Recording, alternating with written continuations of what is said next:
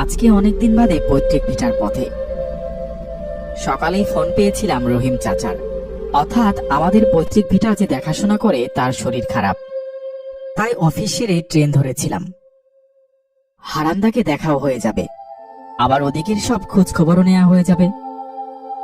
আসলে এতকাল ওই পৈতৃক বাড়ি জমি জমা সব রহিম চাচারা মিলেই দেখে এসেছে। বাবা মারা যাওয়ার পর বহুদিন বাদে আমি এ পথে। ট্রেনটা ঠিক সময়ে সোনাখালী স্টেশনে এসে পৌঁছালেও এই বাস ফেললো যত সমস্যায়, মাঝপথে হঠাৎ খারাপ হয়ে বসেছে। এখন কখন বাস চলবে কে জানে। বিরক্ত হয়ে বাস ড্রাইভারকে জিজ্ঞাসা করেই বসলাম, এই যে দাদা, আর কতক্ষণ? এই হয়ে এসেছে প্রায়। আধ ঘন্টা ধরে শুনে আসছি এই কথা, এখনো তাই বলছেন? আমি কি করবো বলেন, বাস না ঠিক হলে আর তো উড়িয়ে নিয়ে যেতে পারি না। আমি দেখলাম আমি ছাড়া বাসের আর একটা লোকেরও এই বিষয় নিয়ে মাথা ব্যথা নেই, সবাই নাকি তেল দিয়ে ঘুমোচ্ছে। ধুর বলে নিজেই নেমে আসলাম বাস থেকে। রাস্তায় নেমে দেখি অন্ধকার নেমেছে সবে, পাখিদের বাড়ি ফেরার তারা। আকাশের গায়ে কেউ যেন আলতাবাটি উপর করে ঢেলেছে। শহরের ইটবালি আর কংক্রিটের মাঝে দম নিতে নিতে যেন হাঁপিয়ে উঠেছিলাম। মনে মনে ভাবলাম, এই বেশ হলো। জমি দেখাশোনার কারণে মাঝে মাঝে গ্রামে এসে অক্সিজেন নেওয়া হবে। কিন্তু বেগমপুর এখান থেকে কত দূর? হেঁটে যাওয়া যাবে কি? হাঁটতে হাঁটতে ততক্ষণে একটা চায়ের দোকানের সামনে এসে দাঁড়ালাম। চাওয়ালা এই সন্ধ্যাতে ঝাঁপ বন্ধ করছিল। আমি এগিয়ে গিয়ে জিজ্ঞাসা করলাম, বেগমপুর এখান থেকে কত দূরে? তা মাইলটাক দূরে আছে। কোনো বাস টাস পাওয়া যাবে? আসলে আমি একটা বাসে করে আসছিলাম, হঠাৎ সেটা মাঝ রাস্তায় খারাপ হয়ে গেল। 5:56 বাস শেষ বাস, আর কোনো বাস নাই। তাহলে উপায়? রিক্সা টিক্সা পাওয়া যাবে? বলতে তো পারি নে, বন্ধের সময় বক বক করবেন না তো, যত সব। লোকটার কথা শুনে মাথা একেবারে গরম হয়ে গেল। মানুষের সঙ্গে কিভাবে কথা বলতে হয় জানে না নাকি? একে যদি একবার বলতাম আমার আব্বুকে আমি কোন পরিবারের ছেলে, তাহলে এভাবে কথা বলার সাহস পেত না। তার ভয়ে বাগে গরুতে নাকি এক ঘাটে জল খেত। পর্যায়ক্রমে জমিদারি পড়তে শুরু করে আমার দাদার আমল থেকেই। আমার বাবা পড়াশোনার সূত্রে শহরে চলে আসেন। তারপর থেকে এই গ্রামের সঙ্গে আমাদের খুব একটা সম্পর্ক নেই, কিন্তু এখন আবার কাজের সূত্রে। আপন মনে হাঁটতে হাঁটতে লক্ষ্য করলাম ঈশান কোণে বিদ্যুৎ চমকে উঠল, তার সঙ্গে ঝড়ো হাওয়া। গ্রীষ্মকালে যে কোনো সময় কালবৈশাখী ঝড় হয়, কিন্তু সেসব শুরু হলে পৌঁছাবো কি করে? পা চালিয়ে হাঁটতে শুরু করলাম। লাল কাঁচামাটির রাস্তা, দুপাশে জঙ্গল, মাঝে মাঝে বিদ্যুৎ চমকাচ্ছে। শরীর কাঁপিয়ে ঠান্ডা হাওয়া বইছে। বৃষ্টি নামলো বলে এইমাত্র কোথাও আশ্রয় না পেলে মুশকিল। হঠাৎ দূর থেকে টুংটুং শব্দ শুনতে পেলাম। দেখলাম একটা রিক্সা আসছে এদিকে। আমি যেন হাতে চাঁদ পেলাম। এই যে ভাইয়া, ভাড়ায় যাবেন? কোথা যাইবেন? ওই যে বেগমপুর। না না, অত যাইবনি। দাদা, অনেক দূর থেকে এসেছি। এই ঝড় বৃষ্টির রাতে আপনি যদি সাহায্য না করেন তবে যে কি হবে। না না, কই দিলাম তো, যাইবনি। রিক্সাটা চলে যাচ্ছিল। আমি হাত দেখিয়ে চিৎকার করে উঠলাম, যা ভাড়া তার ডাবল দেব, যাবেন? চলতে চলতে থেমে গেল রিক্সাটা। আমি আর কথা না বাড়িয়ে উঠে বসলাম ওটাই। দমকা হাওয়ার সঙ্গে সঙ্গে ঝিরঝির করে বৃষ্টি শুরু হয়ে গেল। অনেকদিন বাদে কালবৈশাখী ঝড় হলো, তাই না? এইখানে প্রতিদিন হয় বাবু। এই গ্রাম বাংলায় এটাই ভালো, কোনো পলিউশন নেই। সে আবার কি বাবু? ও কিছু না, স্বাভাবিক এই পরিবেশের মধ্যে থাকলে পলিউশনের কথা মাথায় আসবে কি করে? শুনলাম লোকটা গুনগুন করে গান গাইছে। তারপর হঠাৎ গান থামিয়ে বলল, বেগমপুরে কার ঘর যাবেন? বেগমপুর রাজবাড়ি যাব। আপনি চেনেন? রাজবাড়ি? হ্যাঁ, এখন আর সেই জমিদার বাড়ি নেই বটে, কিন্তু এককালে ছিল। আমার প্রপিতামহ ছিলেন বিশাল বড় জমিদার আব্দুল করিম। আমি হলাম তারই বংশধর। এখন সেই জমিদারও নেই, সেই জমিদারিও নেই। আছে শুধু কয়েক বিঘা জমি আর ওই বিশাল বাড়িখানা। এক মনে বক বক করার পর খেয়াল করলাম লোকটা বুঝি আমার কোনো কথাই শুনছে না। তাই জিজ্ঞেস করলাম, তা ভাইয়া, আপনার নাম কি? জি হাসান। কেমন যেন একটা গা ছাড়া উত্তর। এদিকে বৃষ্টি নেমেছে ঝমঝম করে, তার মধ্যে বিদ্যুৎ চমকাচ্ছে। লোকটা এর মধ্যেই আবার গান ধরেছে। ঠান্ডা হাওয়া, এদিকে শীতল জলের স্পর্শ। আমার দু চোখের পাতা জুড়ে এলো। কখন যে ঘুমিয়ে পড়েছিলাম খেয়াল নেই। খেয়াল হলো প্রচন্ড এক ঝাঁকুনিতে দেখি রিক্সাটা একটা খালের দিকে কাত হয়ে আছে। হাত ডলতে ডলতে জিজ্ঞেস করলাম, কি কি কি হলো ভাইয়া? ঝড় বৃষ্টির মাঝে কিছু দেখা যাচ্ছিল না, রিক্সা পড়ে গেছে বাবু। এ বাবা, এবার কি হবে? এ রিক্সা নিয়ে আর যাওয়া যাইবে না দেখছি। আমি প্রমোদ গুনলাম। হাত ঘড়ি দেখে আমি চমকে উঠলাম। রাত 11টা 10। তার মানে 3 ঘন্টা ধরে আমি রিক্সায় করছি। রাত 11টা বাজে, এখনো আপনি আমাকে বেগমপুর পৌঁছে দিতে পারলেন না? এত ঝড় বৃষ্টি মাথায় করে অত জোরে কি রিক্সা টানা যায়? 2 মাইল পথ তোর মুখের কথা নয়। ঠিক আছে ঠিক আছে, এখান থেকে বেগমপুর আর কত দূরের পথ শুনি? তাও মাইল ট্যাক তো হবে। কথাটা শুনে আমার মাথায় যেন আকাশ ভেঙে পড়ল। চারদিকে হাঁটু সমান কাদা, নিকোষ অন্ধকার, তার সঙ্গে ঝিঝি ডাকছে। অসহায়ভাবে জিজ্ঞেস করলাম, এবার কি করব আমি? কিভাবে যাব? এত রাতে আর কোথাও যেতে পারবেন বলে মনে হচ্ছে না। তবে তবে এক কাজ করেন বাবু, কিছু না মনে করলে আমার সঙ্গে আমাদের গাঁয়ে চলেন, রাতখান ওখানে কাটিয়ে দেবেন। অচেনা অজানা জায়গায় অচেনা লোকের বাসায় যাওয়ার ইচ্ছা আমার ছিল না, কিন্তু সারা শরীর ভিজে চুপচুপ হয়ে গেছে। আমার কাছে অন্য কোনো উপায় নেই। অগত্যা বললাম, ঠিক আছে তাই চলুন। আসেন বাবু আসেন। হাসানের পিছু পিছু 1 হাঁটু কাদা ডিঙিয়ে একটা গ্রামে এসে উঠলাম। গ্রাম বলতে একচালা করে ঘর, প্রায় সবগুলোই অন্ধকার। শুধু একটা ঘরে টিমটিম আলো জ্বলছে। লোকটা আমাকে সেই ঘরের দিকেই নিয়ে গেল। আসেন বাবু, এই গরিব খানে আসেন। আরে না না, কি যে বলেন! এই দুর্যোগের রাতে আশ্রয় দিয়েছেন, এটাই ঢের। কথা বলতে বলতে হাসান ভাইয়ের কুটিরে এসে ঢুকলাম। কুটিরের ভিতরে আসবাব বলতে কিছুই নেই। একটা ভাঙা তক্তাপোষ, একটা ভাঙা তোরঙ্গ। একদিকে একজন মহিলা কাঠের উনুনে কি যেন রান্না করছে। লোকটা ঘরে ঢুকে ব্যস্ত হয়ে পড়ল। কোথায় যে আপনারা বসতে দি? আরে না, ঠিক আছে ঠিক আছে। কি তোমার আক্কেল জ্ঞান শুনি? একেরে তো রাতে ফিরলে, তারপর আবার সঙ্গে করে আর একজনকে নিয়ে এলে। এত রাতে কি খাবারের জোগাড় হবে শুনি? আরে বউ, একি দিছে লোক নাকি? জমিদারের বংশধর আছে। একি তো খাতি করতেই হবে। সেই জমিদার বাবুদের কাছে আমার কত লিঙ্ক। তাই বুঝি? হ্যাঁ, দাঁড়িয়ে দেখতেছো কি? জব্বর জব্বর সব রাধো দেখি, মোরগ পোলাও, ডিম ভুনা। আমি ব্যস্ত হয়ে বললাম, ওসব কিছু লাগবে না, 1 গ্লাস জল হলেই হবে। হবে, শুধু জল খেলে চলবে? এই যে আপনি একটু তক্তপোষের উপরে বসে একটু বিশ্রাম করেন, এক্ষুনি রান্না হয়ে গেল বলে। এই রাত বিরতের মধ্যে এসে আপনাদের কি যে বিপদে ফেললাম। আরে তা কেন বলছেন? জমিদার বাড়ির বংশধরের আমাগো বাসায় চরণ ধুলো পড়ছে, এ কি কম সৌভাগ্যের? আমরা কত কাল অপেক্ষায় ছিলাম। বড় বেশি বকছো দেখছি। রান্না মন দাও দেখিনি, চুলে আগুন নিভে গেল প্রায়। আমি সংকোচে তক্তাপোষের উপর বসলাম। ওরা রান্নার তোড়জোড় শুরু করে দিয়েছে। জানালা দিয়ে ঠান্ডা হাওয়া আসছিল। ব্যাস, 2 চোখ জুড়িয়ে এলো। হঠাৎ কান্নার শব্দে ঘুম ভাঙল। শব্দটা আসছে জানলার বাইরে অন্ধকার থেকে। কেউ যেন বিনিয়ে বিনিয়ে কাঁদছে। আমি হতভম্ব হয়ে গেলাম। কে কে কে কাঁদছে অমন করে? আরে কেউ না, রাতের বেলায় শিয়াল ঘুরে কাঁদে। আমি চোখ টলতে টলতে দেখি মাটির উপরে কাঁসার থালার উপরে রাশি রাশি খাবার সাজানো।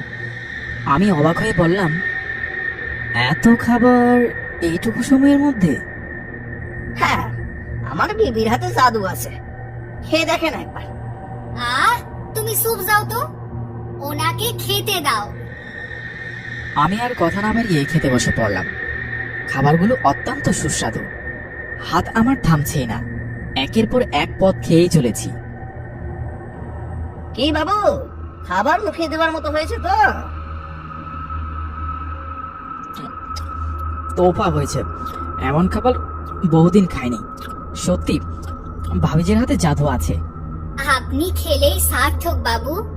খেতে খেতে এমন এক অবস্থা হলো, গলা দিয়ে খাবার আর নামাতে পারছিলাম না। কিন্তু থালার পাশে কোনো গ্লাস দেখতে পেলাম না। কোনো রকমে বললাম, বলছি একটু পানি হবে? কেন হবে না, আগে মিষ্টিগুলো খাইয়া নেন। না, আর খেতে পারছি না। তা বললে হয় বাবু? কত কষ্ট করে আপনার লগে তিনি জোগাড় করে এনেছেন, না মুখে দিলে হয় নাকি? অনেক কষ্টে মিষ্টিগুলো মুখে চালান করে উঠে পড়লাম। বাইরে হাত ধুতে ধুতে বললাম, পানি লাগবে, তেষ্টা পেয়েছে অনেক। এই পানি কি খাওয়া যাবে? না বাবু, এই পানি খাওয়া চাইবে না, এই জল বিষ। তুমি এই যাও যাও, ওনার জন্য খাবার জল নিয়ে আসো। আসেন, ভিতরে আসেন। ঘরের ভিতরে এসে বসে আছি অনেকক্ষণ, কিন্তু সেই মহিলার আসার আর নাম নেই। এদিকে তেষ্টায় আমার গলা শুকিয়ে এসেছে। বাধ্য হয়ে বললাম, পানি। হাসান ভাই ব্যস্ত হয়ে উঠে দাঁড়ায়। আপনি এখানে থাকেন, আমি দেখে আসি সুরমা গেল কোথায়। হাসান ভাই বউকে খুঁজতে বেরিয়ে গেল। আমি তক্তাপোশের উপরে বসে অপেক্ষা করতে লাগলাম। কতক্ষণ ধরে যে অপেক্ষা করে বসে আছি জানি না। এদিকে ক্লান্তিতে আমার দু চোখের পাতা জড়িয়ে আসছে। নেতিয়ে পড়লাম বিছানার উপরে। তেষ্টা, পানি। ঘুম ভেঙে গেল আমার। বিছানার উপর উঠে বসে দেখি সারা ঘর অন্ধকার। মুহূর্তের জন্য আমার বুকটা কেঁপে উঠল। ভয়ে ভয়ে ডাকলাম, কেউ আছেন? কোনো উত্তর এলো না। আমি সাবধানে নেমে এদিকে ওদিকে খুঁজতে লাগলাম। কোথাও কেউ নেই। তবে এরা গেল কোথায়? তখনই ঘরের বাইরে থেকে আবার কান্নার শব্দ ভেসে এলো। একটা মেয়ে মানুষের গলার স্বর। প্রিয়জন হারানোর বেদনায় আছাড়ি পিছাড়ি করে কাঁদছে কেউ। ঠিক এইরকম কান্নায় আমি এসে শুনতে পেয়েছিলাম। দরজা খুলে বাইরে এসে দেখি একটা সাদা চাদরে মোড়া মৃতদেহকে ঘিরে সবাই কান্না করছে। আমি কি করব কিছুই বুঝতে পারলাম না। এরা কেউ পরিচিত নয়, এদের আগে আমি কখনোই দেখিনি। আশেপাশে তাকিয়ে সেই লোকটা বা তার স্ত্রীকে দেখতে পেলাম না। এদিকে আমার গলা শুকিয়ে কাঠ। সেই মৃতদেহ নিয়ে লোকগুলো চলে যেতে না যেতেই চোখের সামনে আরো দুটো মৃতদেহ দেখি মাটিতে পড়ে আছে। ওদের মুখ থেকে সাদা গজলা বেরিয়ে এসেছে। এসব কি হচ্ছে কিছুই বুঝতে পারছি না। আমি এদিকে ওদিকে তাকিয়ে একটু পানি খোঁজ করতে লাগলাম, কিন্তু কি আশ্চর্য, এক ফোঁটা পানি নেই কোথাও। না আছে সেই লোকটা বা তার স্ত্রী, কারো কোনো পাত্তা নেই। এদিকে তেষ্টায় আমার বুকটা ফেটে যাচ্ছে। মনে মনে ঠিক করলাম, অনেক হয়েছে, এবার এখান থেকে আমাকে বেরোতেই হবে। মনে জোর এনে উঠে দাঁড়ালাম। অন্ধকারের মধ্যে এদিকে ওদিকে ঘুরতে লাগলাম। সব ঘরগুলোই অন্ধকার। আশেপাশে যদি একটা কুয়া বা নলকূপ পাওয়া যেত, পানি খেয়ে বুকের জ্বালা জোরানো যেত, কিন্তু শত হেঁটেও আমি কিছুই খুঁজে পেলাম না। এমনকি এই গ্রাম ছেড়ে বের হওয়ার কোনো পথও খুঁজে পেলাম না। ফিরে আসার পথে গায়ের চেহারা হঠাৎ করে কেমন যেন বদলে গেল। আমি দেখতে পেলাম প্রতিটা ঘরে ঘরে আলো জ্বলছে, আর প্রতিটা ঘরের সামনে শোয়ানো সার সার মৃতদেহ। সবাই মৃতদেহ ঘিরে বিলাপ করছে। চারদিকে প্রচলাসের দুর্গন্ধ। আমি ভিড়ের মধ্যে দেখতে পেলাম যে যেই লোকটা আমাকে নিয়ে এসেছিল সেও বসে কাঁদছে, তার সামনে রাখা একটি মৃতদেহ। এই কি কি হয়েছে? কে মারা গেছে? আপনি এভাবে কাঁদছেন কেন? লোকে আর নেই বাবু, লোকে আর নেই। কি বলছেন এসব? আমি বিশ্বাস করতে পারছি না। উনি তো এইমাত্র সুস্থ ছিলেন, এত কিছু রান্না করে দিলেন। গলা দিয়ে আমার আর স্বর বেরোচ্ছে না, গলা জড়িয়ে আসছে, মুখের থুতু শুকিয়ে এসেছে। পানি না পেলে এই মুহূর্তেই আমি মারা যাব। জানি পরিস্থিতি একেবারেই পানি যাওয়ার উপযুক্ত না, তাও বাধ্য হয়ে বলে উঠলাম, তেষ্টায় বুকটা ফেটে যাচ্ছে, একটু পানি হবে? এই কথাটা শোনার পর সবাই কান্না থামিয়ে অদ্ভুতভাবে আমার দিকে তাকিয়ে রইল, যেন ভীষণ পরিমাণে অপরাধ করে ফেলেছি। আমি দেখলাম ওরা সবাই রাগে ফুঁসছে। নাসরিনও উঠে দাঁড়িয়ে এগিয়ে আসলো আমার দিকে। আমি অবাক হয়ে দেখলাম ওদের চেহারা পাল্টে যাচ্ছে, মুখগুলো ফ্যাকাশে হয়ে উঠেছে, চোখগুলো টকটকে লাল।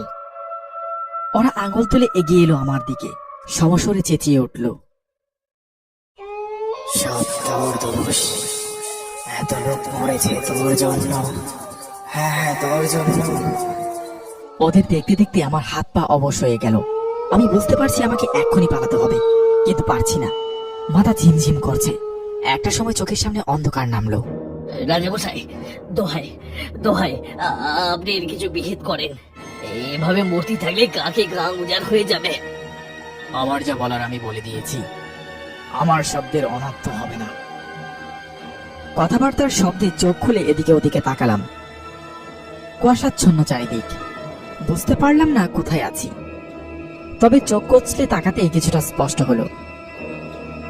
সামনে ওটা বেগমপুর রাজবাড়ি না?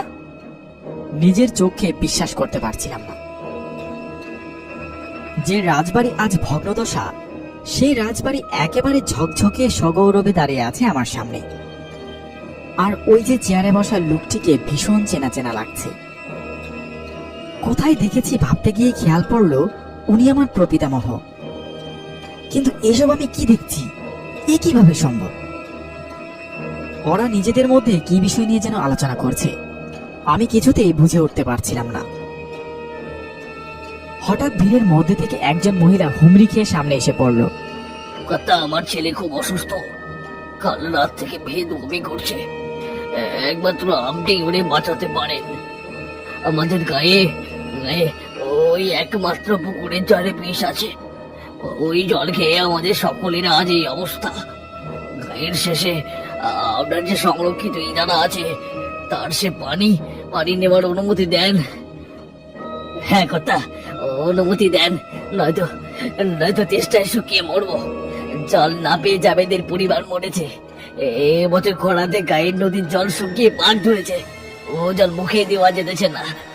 সমবেত সকলে চিৎকার করে উঠল, পানি চাই, পানি খাবার লাগে, পানি চাই। সব জায়গার পানি খরায় শুকিয়েছে, নদীর জল নেমেছে, একমাত্র সেই ইদারার জল রয়েছে। আর সেই জলের উপর অধিকার এই বেগমপুর রাজবাড়ির। তাহলে তাহলে আমাদের কি হবে কর্তা? প্রাণে মারা যাব। মরতে হলে মরবে, এই ইদারার জলে কারো অধিকার নেই। উনি উঠে যেতেই প্রেক্ষাপট দ্রুত বদলে যেতে লাগলো। আমি দেখলাম চোখের সামনে সবাই যন্ত্রণায় ছটফট করছে। পানি খাবার লাগে, কেউ বমি করতে করতে লুটিয়ে পড়ছে মাটিতে। সবাই চিৎকার করছে এক ফোঁটা পানির জন্য। পানি। আমরা সেই পূর্বপুরুষের কারণে আমরা বাধ্য হয়ে সেই বিষাক্ত তালাবের পানি খেতে হয়েছে। সেই পানি খেয়ে আমরা সবাই মারা গেছি। আজও এই রুক্ষ শুষ্ক গায়ে খরা হয়, পানির অভাবে কত লোক মারা যায়, কারো হুঁশ নেই তাতে। তাই আজ আমরা ঠিক করেছি এই সব কিছুর বদলা নেব। এখন বুঝছিস পানি না পাওয়ার কষ্ট কি? হ্যাঁ হ্যাঁ, আমি এই মৃত্যুরই যোগ্য। মেরে ফেলো আমাকে। আমি যে পরিবারে জন্মগ্রহণ করেছি তারা আসলে খুনি। তাদের অপরাধের শাস্তি আমাকে পেতেই হবে। তবে মরার আগে একটাই কথা, পারলে আমাদের ক্ষমা করে দেবেন। আমি চোখ খুলতে তাকিয়ে দেখি ওরা সজল চোখে তাকিয়ে আছে আমার দিকে। তারপর ধীরে ধীরে সামনে থেকে মিলিয়ে গেল কোথায় যেন। তারপর কেটে গেছে বেশ কিছু মাস। আমাদের সেই জমিদার বাড়ির সমেত জায়গা জমি সব বিক্রি করে দিয়েছি। না, সেই টাকার একটা অংশও আমি হাত দেইনি। সেই টাকার সমস্তটাই ব্যবহার করেছি বেগমপুর এলাকা সংলগ্ন সমস্ত জায়গার উন্নতির স্বার্থে। খনন করা হয়েছে বহু নলকূপ, ইদারা। আজ সেই গ্রামগুলো ঘুরে দেখার পর ফেরার পথে মনে হলো যেন হাসান দূর থেকে তাকিয়ে আছে আমার দিকে।